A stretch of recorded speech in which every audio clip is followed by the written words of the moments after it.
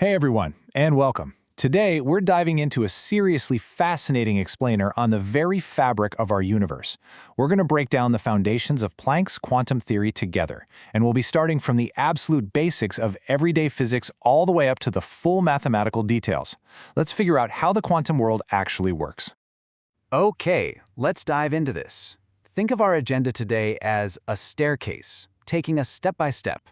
We've got 1. The basics of energy. 2. The black body problem. 3. Planck's revolutionary idea. 4. The math of quanta. 5. Classical versus quantum. And finally, 6. The quantum chain. Let's get going. All right, Section 1, the basics of energy. To really appreciate Max Planck's breakthrough, we've got to start safely on the ground. So the simplest definition of energy is just the ability to do work or cause a change. We see this everywhere, right? A moving ball has energy simply because it's moving. A stretched rubber band has energy because of its potential to snap back. A hot object holds thermal energy. But the absolute most crucial example for our journey today is that light also carries energy. Now you might be thinking, well, light is just a light bulb or the sun. But actually, light is a form of electromagnetic radiation that carries energy. And the visible light we see, that's just a tiny, tiny sliver of a much bigger story. What's really wild is the sheer variety of the electromagnetic spectrum. We've got radio waves, microwaves, infrared, the visible light we can actually see, ultraviolet, X-rays, and finally, gamma rays. And the key takeaway here, every single one of these types of radiation carries energy through the universe. Moving right along to Section 2, the black body problem. We know what energy is, but late 19th century physicists hit a massive roadblock trying to figure out how it was actually emitted. Let me ask you this. What exactly happens when an object is heated?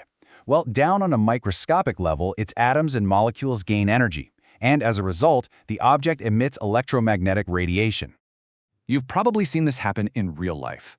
Let's walk through heating a piece of iron. When it's cool, it just looks like normal iron. But as it gets hot, and then very hot, it starts to glow this dull red. Heat it up even more, and it turns orange. At even higher temperatures, it gets brighter and brighter. Scientists back then desperately wanted to understand exactly how this emitted radiation carries its energy.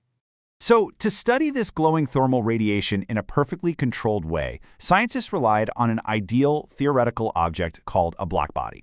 Basically, a blackbody perfectly absorbs all radiation falling on it, and when heated, it perfectly emits blackbody radiation.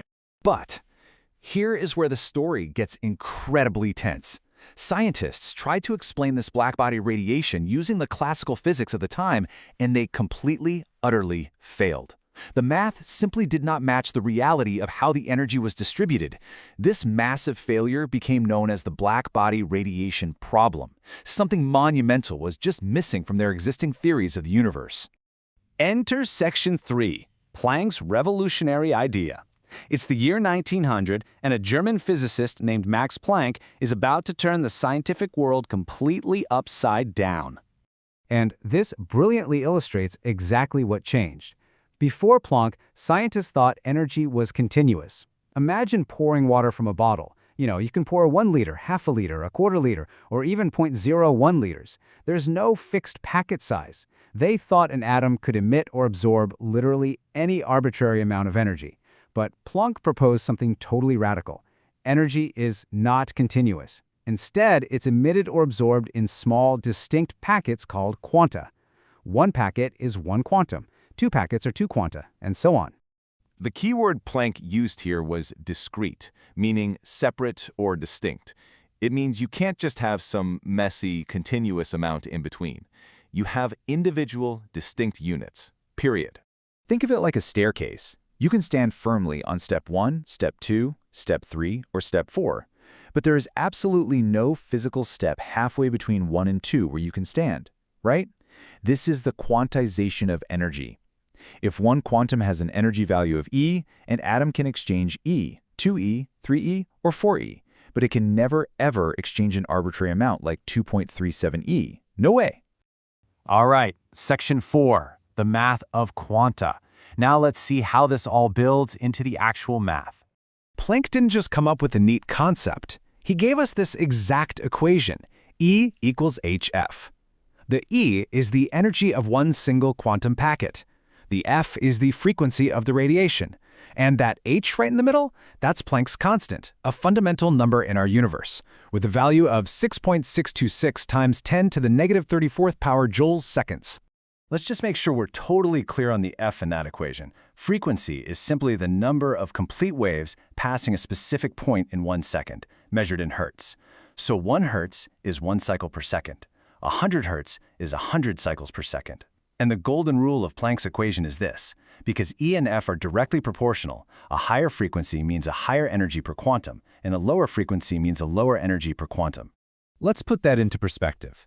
Say we have radiation with a frequency of 5 times 10 to the 14th power hertz. If we multiply that frequency by Planck's constant, we get approximately 3.313 times 10 to the negative 19th power joules. That is the exact energy of just one quantum of this specific light. I mean, it's an unfathomably tiny amount. And for multiple quanta, the formula just scales up to E equals nhf, where n is the number of those tiny packets.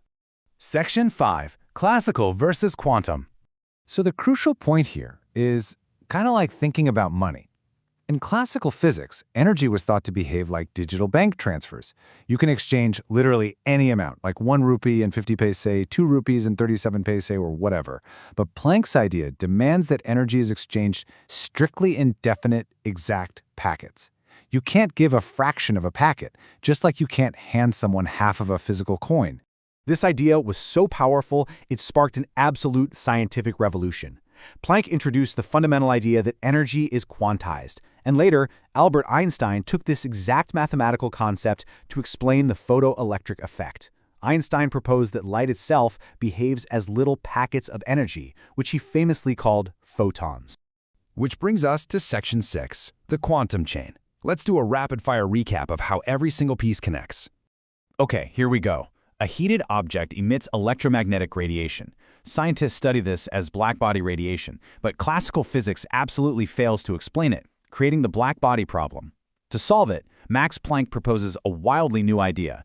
Energy is exchanged in discrete packets, not continuously. Those packets are called quanta. The energy of one quantum is E equals hf, and for multiple quanta, it's E equals nhf. Energy is officially quantized, and boom, quantum physics begins. So I want to leave you with this question to really ponder. Knowing that the very energy driving our universe isn't some smooth, continuous flow, but is instead built on tiny, indivisible steps, how does that change your view of reality? It fundamentally altered the course of human science, and I really hope it sparks a new curiosity in you today. Thank you so much for exploring the quantum world with me.